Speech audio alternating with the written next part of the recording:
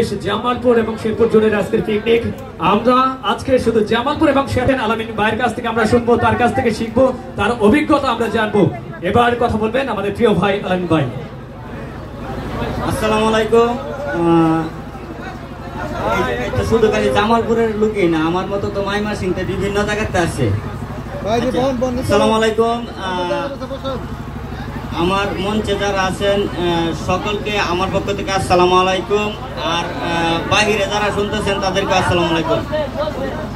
আসলে আমি আমার সফলতার পরে এখন পর্যন্ত কোনো জায়গায় আমি যাই নাই, বিশেষ করে এরকম প্রোগ্রামে কোনো সময় যাই নাই। আব্দুল ইসলাম দুর্জয় ভাই আমার কাছে গেছিল, ওনার উদ্যোগে এত সুন্দর একটা অনুষ্ঠান পরিচালনা হইতেছে। আরো রফিকুল ইসলাম ভাইয়ের সাথে যারা যারা এই অনুষ্ঠানের সাথে সংযুক্ত আছেন সবাইকে জানাই আন্তরিক শুভেচ্ছা, অভিনন্দন ও আমার পক্ষ থেকে ভালোবাসা। বিশেষ করে কত হয়েছে এন কি যারা আছেন সবাই কন্টেন্ট ক্রিয়েটর,